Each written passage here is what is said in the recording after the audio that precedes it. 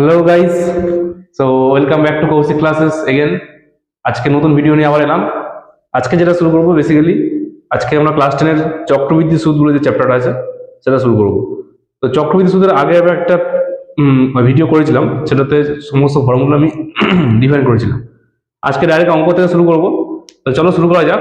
Question দেখি 6.1-এর যে চক্রবৃদ্ধি সুদ আছে সেগুলো আজকে শুরু করবো। তো 6.1-এর প্রথমে যে অঙ্কটা আছে, এক্সারসাইজ 6.1, সেখানে একটা আসল বলা আছে, এবং বার্ষিক সুদের হার বলা আছে। আসল কথা দেওয়া রয়েছে, আসল মানে তোমরা জানো যে প্রিন্সিপালকে আসল বলে। আসল হচ্ছে 5,000 টাকা, এবং চক্রবৃদ্ধি সুদের হার যেটা আছে সেটা হচ্ছে 8.5%, এবং সময় যেটা আছে টি, সেটা কত? সেটা হচ্ছে 2 বছর,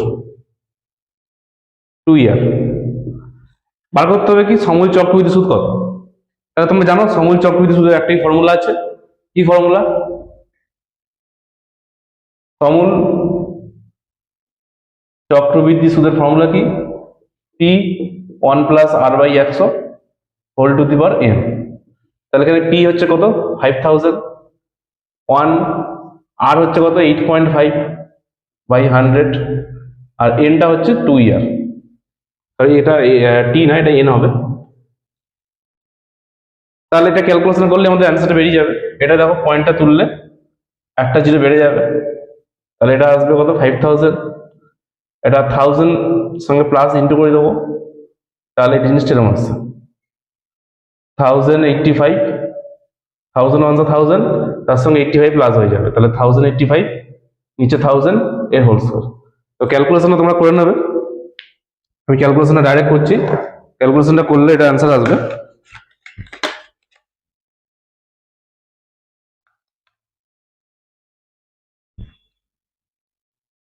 5886.13 এত টাকা।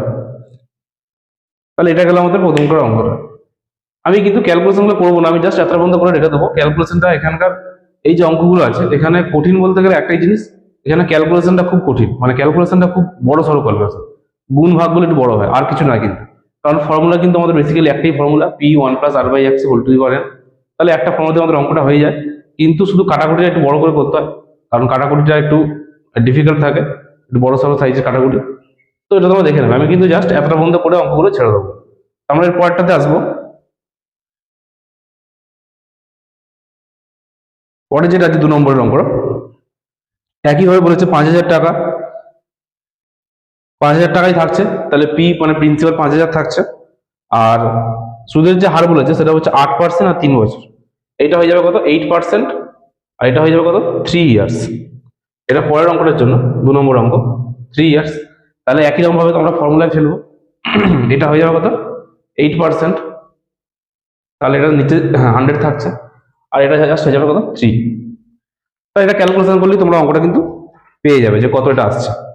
এটা তাহলে 100 আর প্লাস, মানে 100 1 100, আর তার সঙ্গে 8 প্লাস করলে হয়ে যাবে 108, 108/100। তো এইটাকে ক্যালকুলেশন করে যা হবে সেটা কিন্তু আমাদের অ্যান্সার হয়ে যাবে। তাহলে অঙ্কগুলো কিন্তু বেসিক্যালি খুব কঠিন কিছু নয়, একটাই ফর্মুলা আমরা ইউজ করবো, সমূল চক্রবৃদ্ধি সুদ। আর একটা ফর্মুলা হয় যেটা হয় শুধু চক্রবৃদ্ধি সুদ। শুধু চক্রবৃদ্ধি সুদ যখন আমাদের বলবে তখন আমাদের কি করতে হবে? আমাদের এই জিনিসটাকে করে, যেহেতু পি হচ্ছে আসল বা পি হচ্ছে মূলধন বা প্রিন্সিপাল যাই বলো না কেন, এইটাকে লাস্টে আমাদের কি করতে হবে? মাইনাস করতে হবে, মানে যে অ্যান্সার বেরোবে তার থেকে আবার প্রিন্সিপালটাকে মাইনাস করতে হবে যখন শুধু চক্রবৃদ্ধি সুদ চাই। তো এরকম টাইপের অঙ্ক পরে পরে আছে কিছু। এবার আমরা 3-এরটায় যাবো। 3-এরটা কি বলেছে দেখো, 3-এরটাই এরকম টাইপের একটা অঙ্ক, 3-এরটাই কিন্তু ওরকম টাইপের অঙ্ক। 3-এরটা বলেছে পি হচ্ছে 2,000 টাকা, মানে প্রিন্সিপাল 2,000 টাকা, আর বলেছে এন বলেছে 2 বছর, এটা 2 বছর বলেছে, আর সুদের হার কত বলেছে? সুদের হার বলেছে 6%। এখান থেকে বলেছে 2 বছর পর তিনি কত টাকা চক্রবৃদ্ধি সুদ দেবেন। একজনের নাম বলেছেন, উনি একটা টাকা ধার করেছেন, তিনি 2 বছর পরে কত চক্রবৃদ্ধি সুদ দেবেন। তাহলে দেখো এটা আমরা কিভাবে করবো। এখানে যেটা বলেছে আমার, তাহলে চক্রবৃদ্ধি সুদ বলেছে, আমাদের কিন্তু সমূল চক্রবৃদ্ধি সুদ বলে দেয়নি, আমাদের বলেছে চক্রবৃদ্ধি সুদ কত হবে জাস্ট বার করতে। তাহলে আমরা প্রথমে কি করব, আমাদের কিন্তু প্রথমে সমূল চক্রবৃদ্ধি সুদ বার করতে হবে, কারণ শুধু চক্রবৃদ্ধি সুদ যেটা বলেছে বার করতে, আগে আমাদের কি করতে হবে, সমূল চক্রবৃদ্ধি সুদ বার করতে হবে। আমরা একটা অ্যান্সার বার করলাম, তারপরে আমাদের কি করতে হবে, জাস্ট প্রিন্সিপালটাকে মাইনাস করে দেবো, দিলেই আমাদের অঙ্কটা হয়ে যাবে। তাহলে একইভাবে আমরা শুধু এখানে কি লিখবো, সমূল চক্রবৃদ্ধি সুদ, এটা তো সেম থাকবে, পি হয়ে যাবে কত, 2000 টাকা, পিটা হয়ে যাবে 2000, আর হয়ে যাবে 6%, এনটা হয়ে যাবে 2 বছর, তাহলে এটা হয়ে যাবে 106, এটা 2 বছর আছে, এটা হয়ে যাবে 5000, ঠিক আছে, এই সরি 2000। তো এটা ক্যালকুলেশন করলে আমাদের আসবে, এটা আমি জাস্ট একটু করে নিচ্ছি, এটা 2000 ইন্টু 106/100, এটা আসছে 2247.20 টাকা, এতটা মতন আসবে। তাহলে আমাদের এটা কি বেরোলো, সমূল চক্রবৃদ্ধি সুদ বেরোলো এত টাকা। আমাদের কিন্তু বলেছে যে শুধু চক্রবৃদ্ধি সুদ কত, তাহলে আমাদের শুধু চক্রবৃদ্ধি সুদ বার করতে গেলে কি করবো, আমরা লিখবো যে চক্রবৃদ্ধি সুদ কত হবে, আমাদের এখন যে টাকাটা বেরিয়েছে সেখান থেকে আমরা কি করব, আমাদের যে টাকাটা ছিল, মানে যে টাকাটা ছিল প্রিন্সিপাল যেটা ছিল সেটাকে কি করতে হবে, জাস্ট মাইনাস করে দেবো, মানে 2000 টাকাকে মাইনাস করে দেবো। তাহলে এটা কত হয়ে যাবে, 247.20 টাকা। তাহলে আমাদের কিন্তু এটা অঙ্কটা হয়ে গেল। আমাদের কিন্তু এইভাবে কিন্তু অঙ্কগুলো করতে হবে, যখনই আমাদের শুধু চক্রবৃদ্ধি সুদ চাইবে তখনই আমরা সমূল চক্রবৃদ্ধি সুদ বার করবো, সেখান থেকে আমরা কি করবো, মাইনাস করবো 2000 টাকা, কি যেটা বলবে, যেটা সুদ বলবে সেটাকে আমরা মাইনাস করবো, তাহলে কিন্তু আমাদের অঙ্কটা হয়ে যাবে। তা দেখে নাও তোমরা, আমরা তাহলে পরেরটায় যাবো, 4 নম্বরটাতে।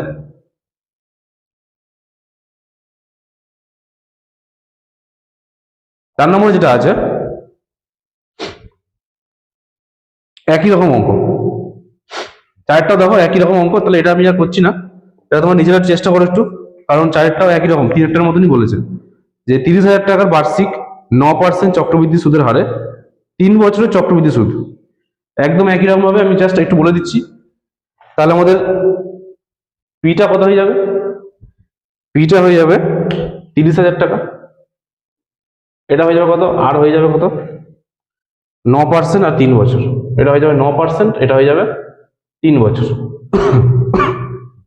একইভাবে আমাদের কিন্তু সমূল চক্রবৃদ্ধি সুদ বার করতে হবে, তাহলে আমরা কি করবো, এটাকে পিটাকে করবো কত, 30,000 করবো,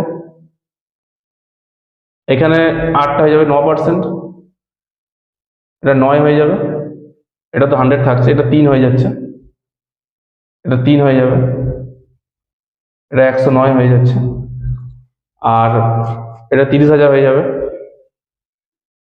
30,000। এবার এটা ক্যালকুলেশন করলে যেটা আসবে সেটা আমাদের লিখতে হবে,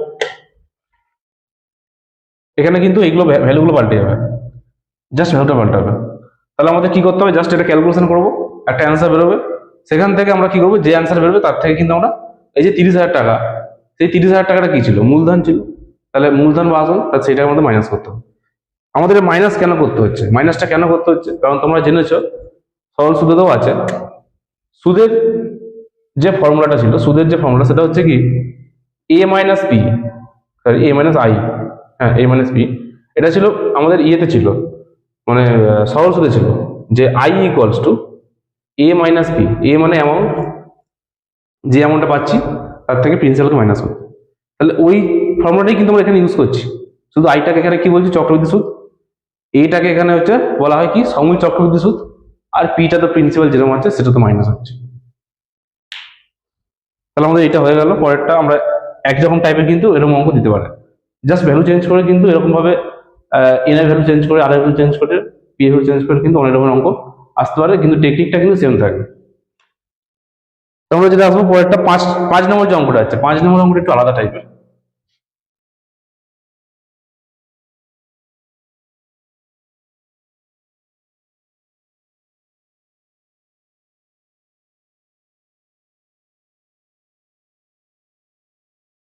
5 নম্বরের যে অঙ্কটা আছে সেটা একটু আলাদা টাইপের আছে। 5 নম্বর অঙ্কটা কি বলেছে যে বার্ষিক 5% চক্রবৃদ্ধি সুদের হারে 80,000 টাকা, 2.5 বছরের সমূল চক্রবৃদ্ধি সুদ। আচ্ছা, তাহলে 80,000 টাকাটা কি, ওটা হচ্ছে প্রিন্সিপাল, 5 নম্বরটা, পি কত, 80,000, এবারে এখানে এন কত দেখো, বলেছে 2.5 বছর, 2.5 বছর বলেছে, কিন্তু 2.5 বছর করলে আমরা এখানে বার করতে পারবো না, তাই আমরা কি করবো এখন, শুধু 2 বছরটাকে নেব, আমরা শুধু 2 বছরকে নিলাম, ঠিক আছে। আর সুদের হার যেটা বলেছে, সুদের হার কত বলেছে, সুদের হার যেটা বলেছে সেটা হচ্ছে 5%, সুদের হার বলেছে 5%। তাহলে দেখো যদি লিখি সময় চক্রবৃদ্ধি সুদ, তাহলে কি আসছে, এটা কিসের এটা ক বছরের জন্য করছি, এটা আমি কিন্তু 2 বছরের জন্য করছি। এখন হাফ বছর মানে হচ্ছে টোটাল 2.5 বছর ছিল, 2.5 বছরের মধ্যে কিন্তু 2 বছর নিয়েছি, তাহলে হাফ বছর কিন্তু বাদ দিয়েছি, ওটা কিন্তু পরে করবো, পরে কি করবো দেখতে হবে। এটার যে ফর্মুলা সেটা ইউজ করবো, 1+r/100,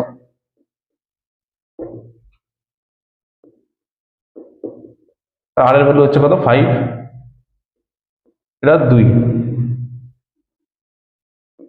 এটা হয়ে যাবে কত 105/100 হোল স্কোয়ার। আচ্ছা এটা ক্যালকুলেশন করলে আর কত আসছে, এটা ক্যালকুলেশন করে নিচ্ছি তুমি, এটা ক্যালকুলেশন করে আসছে 88,200 টাকা। এটা ক্যালকুলেশন তোমরা করে নেবে, ক্যালকুলেশনটা করলে 88,200 আসবে, এইটা আসবে। এইবারে যে এখন হয়তো অর্ধেক মানে হাফ বছর থেকে গেছে, 6 মাস থেকে গেছে, তাহলে ওই হাফ বছরে তো আমরা সময় চক্র শুধু বার করতে পারবো না, কারণ এই যে এন এর ভ্যালু একটা পূর্ণ সংখ্যায় আসতে হবে, এন এর ভ্যালুটা একটা মানে একটা 2 হোক 3 হোক 4 হোক এরকম টাইপ একটা নাম্বার আসতে হবে, তো ওটা কিন্তু 1/ফ্র্যাকশন আসলে কিন্তু অঙ্কটা হবে না। তো আমরা কি করবো এখন, ওই যে অর্ধেক ছিল যেটা হাফ ছিল ওটাকে আমরা করবো কি, দেখো বলেছে অঙ্কটাতে বলেছে, হ্যাঁ 2.5 বছরের সময় চক্রবৃদ্ধি সুদ, অঙ্কটাতে কি বলেছে 2.5 বছরের সময় চক্রবৃদ্ধি সুদ, তাহলে 2.5 বছরের মধ্যে আমাদের 2 বছর হয়ে গেছে, তাহলে আরো হাফ বছরে আমরা কি করবো, সরল সুদ করবো। ওই যে হাফ বছর আছে, হাফ বছরের আমরা করবো কি সরল সুদ, তার জন্য পি কত হয়ে যাবে, এইটা হয়ে যাবে পি 88,200। আরটা কত, আরটা তো বলা ছিল 5%, আর টিটা হচ্ছে 1/2 ইয়ার, তাহলে আমরা বার করতে হবে সরি ইন্টারেস্ট বার করতে হবে, তাহলে 88,200, তার সঙ্গে 1/2 আসছে, 1/2 নিচে লিখলাম, ইন্টু 100 থাকবে, আর হচ্ছে আর এর ভ্যালু, তাহলে এটা কাটাকুটি করলে কত আসছে, 2 দিয়ে কেটে যাচ্ছে,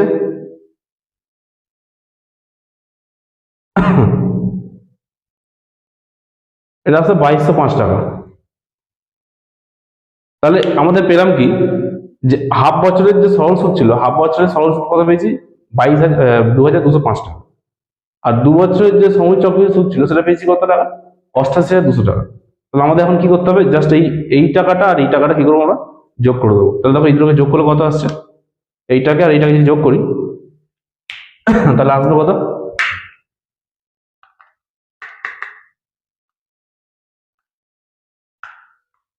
90,405 টাকা। এই দুটোকে যোগ করলে আসবে 90,405, তাহলে এটা কিন্তু আমাদের অ্যান্সার হয়ে গেল। তো এইটা কিন্তু একটু আলাদা টাইপের অঙ্ক আছে, এইরকম টাইপের যদি অঙ্ক দেয় তাহলে কিন্তু আমাদের প্রথমে বলে দিচ্ছি, এটা কিন্তু 2-2.5 বছর না বলে কিন্তু এটা কিন্তু 3.5 বলতে পারে, 4.5 বলতে পারে, যাই বলুক না কেন, এখানে কিন্তু সেটা ওই 2 বা 3 যেটা বলছে সেটা নেবো, আর অর্ধেক যেটা বলছে সেটা কিন্তু আমাদের সবসময়ের জন্য সহজ সুন্দর করতে হবে, নাহলে কিন্তু অঙ্কটা করতে পারবো। এটা দেখে নাও, এটা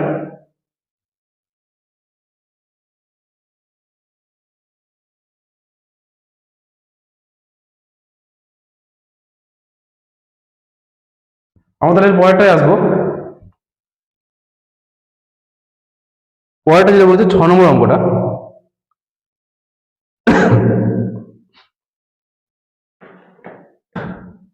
6 নম্বরটা আবার আলাদা টাইপের অঙ্ক। দেখো একই টাইপের অঙ্ক কিন্তু দুবার দুবার করে দিচ্ছে, দুটো তিনটে করে একই টাইপের অঙ্ক দিচ্ছে, আর এটা কিন্তু একটা লেন্দি চ্যাপ্টার, সমস্ত ভিডিওগুলো একসঙ্গে হবে না, তাই আমি অর্ধেকটা আজকে করবো, আবার একটা পার্টে আবার পরবর্তী পার্টে একটা অন্য ভিডিও আনবো, মানে এরই একটা আলাদা পার্ট। তাহলে 6টা যেটা বলেছে 6টা আর 7টা কিন্তু আবার একই টাইপের অঙ্ক, তাহলে একটা করলে কিন্তু অন্যটা তোমরা করতে পারবে।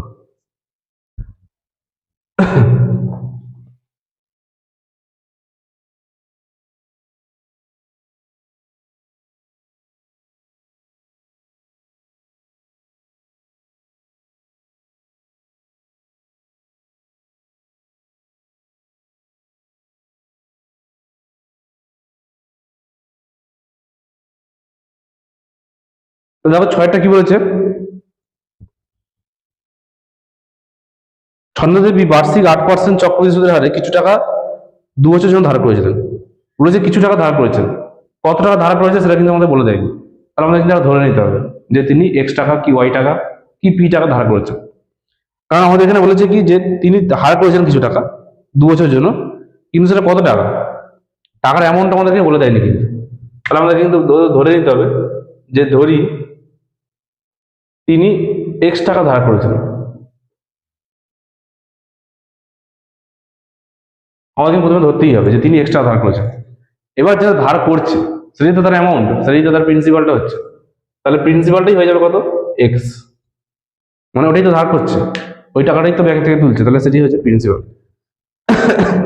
আচ্ছা এখানে কি আর কি বলেছে, 8% সুদ আর হচ্ছে 2 বছর, তাহলে 8% সুদ আর হচ্ছে 2 বছর, তাহলে সুদের হার কত 8%, আর এন হচ্ছে কত 2 বছর। আচ্ছা এখানে দেখো, এখানে যেটা বলেছে সেটা হচ্ছে কিন্তু সমূল চক্রবৃদ্ধি সুদ কিন্তু বলে দেয়, এখানে বলেছে কি যে 2 বছরের যখন ধার করেছেন 2 বছরের চক্রবৃদ্ধি সুদটা বলেছে 2496 টাকা, 2 বছরের চক্রবৃদ্ধি সুদ। কিন্তু আমাদের তো প্রথমে বার করতে হবে কি, আমাদের তো প্রথমে বার করতে হবে সমূল চক্রবৃদ্ধি। তাহলে সমূল চক্রবৃদ্ধি সুদের ফর্মুলা কি, আগেই দেখেছো পি প্লাস ওই একই ফর্মুলা লিখবো আমরা হোল টু দি পারে। এবারে সমূল চক্রবৃদ্ধি যখন বার করবো তখন এখানে বলেছে যে সমূল চক্রবৃদ্ধি সুদ হচ্ছে 3 বছরের 2 বছরের যে সমূল চক্রবৃদ্ধি সুদ সেটি হচ্ছে 2496 টাকা। আমরা তাহলে কি করব, আগে সমূল চক্রবৃদ্ধি সুদ বার করবো, সেখান থেকে আমাদের যে প্রিন্সিপাল আছে সেটাকে মাইনাস করতে হবে। আমি আগেই বলেছি যে শুধু চক্রবৃদ্ধি সুদ বার করতে গেলে কি করতে হবে, যেটা প্রিন্সিপাল আছে সেটাকে মাইনাস করতে হবে। দেখো পি তাহলে কত, এক্স 1 প্লাস, আচ্ছা এটা হয়ে যাবে 108/100 এর হোল স্কয়ার থাকবে আর একটা এক্স থাকবে। যেটা এটা ক্যালকুলেশন করলে কত আসছে, এটা ক্যালকুলেশন করলে আসছে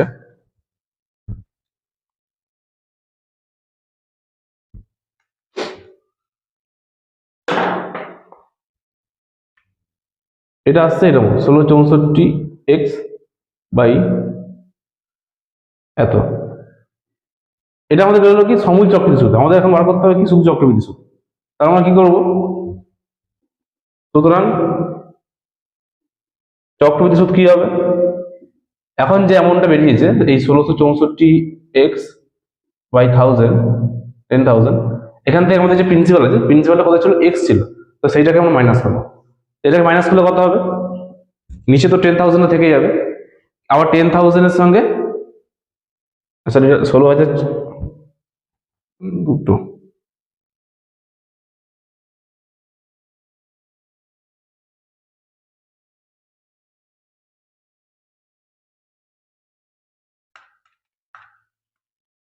আসলে 11,000 হবে, 11,000 11,064, এটা 11,000 হবে। আচ্ছা দেখে নাও, এবার নিচে হচ্ছে 10,000 থাকছে, নিচে 10,000 থাকবে এলসিএম করলে। এবার এই 10,000টা এক্স এর সঙ্গে গুণ হয়ে যাবে, তাহলে 10,000 এক্স হয়ে যাবে। এখানে আছে কত 11,664 এক্স, তার থেকে মাইনাস করতে হবে কত 10,000 এক্স। তাহলে এর থেকে যদি 10,000 এক্স মাইনাস হয়ে যায়, আমি ডাইরেক্ট অ্যান্সার লিখে দিচ্ছি কিন্তু একটা স্টেপে করছি না, তাহলে অ্যান্সার কত হবে 1664 এক্স, এটা হয়ে যাবে কিন্তু আমাদের অ্যান্সার। এটা পেয়ে যাবো কিন্তু চক্রবৃদ্ধি সুদ। তাহলে এবার চক্রবৃদ্ধি সুদ কত বলেছে বইতে, বইতে দেখো বলে দিচ্ছে চক্রবৃদ্ধি সুদ হচ্ছে সমান সমান 2,496 টাকা। তাহলে আমাদের কি করতে হবে এখন, আমাদের এখন এই যে যেটা বেরিয়েছে এটার সঙ্গে কি করতে হবে, 2,496 যেটা আছে সেটাকে আমরা ইকুয়াল করে দেবো।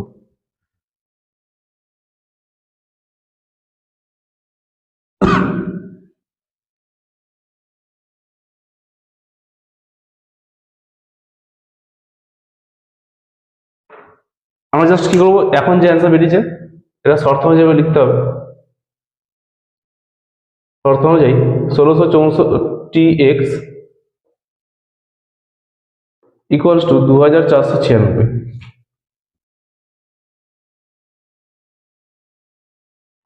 তাহলে এক্স ভ্যালু কত হয়ে যাবে, এই যে নিচে যেটা আছে এটা কি হবে, এখানে গুণ হয়ে যাবে, যেহেতু এটা ভাগে আছে, ভাগ থাকলে পাশে আসলে গুণ হয়ে যায় তোমরা জানো, ডাইরেক্ট যদি লিখি আমরা কি হবে 2496 ইন্টু এইটা আর নিচে 1664।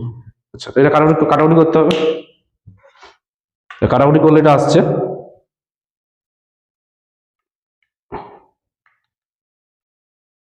ওই 15,000 টাকা মতন আসবে। এটা 15,000 টাকা মতন আসবে।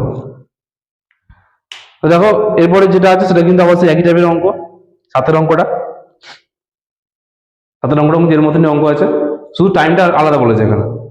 এটা শুধু 3 বছর বলেছে আর 10% বলেছে, আর চক্রের সূত্র আলাদা দিয়েছে। একইভাবে আমরা করবো, একইভাবে যা করেছিলাম।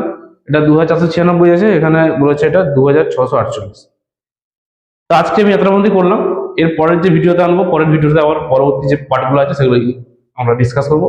আচ্ছা মতন এতই, দেখো প্র্যাকটিস করো অঙ্কগুলো, খুব সোজা অঙ্ক। জাস্ট কঠিন একটা জায়গা, সেটা হচ্ছে কাটাকুটিটা ঠিক করে করতে হবে, কারণ ক্যালকুলেশন একটুখানি বড় আছে। এখানে যে ক্যালকুলেশনগুলো আমি ক্যালকুলেটার ইউজ করছি, তো হয়তো পরীক্ষা ক্যালকুলেটার ইউজ করতে পারবে না, তাই হাতে যাতে ঠিক করে গুণগুলো হয়ে যায়, গুণগুলো ভাগগুলো, তাই সেটা আমরা প্র্যাকটিস করবে। আর এত মধ্যে থাকতে হলে আজকে আবার 8 থেকে আমরা পরের দিন করবো। তো চলো, টাটা।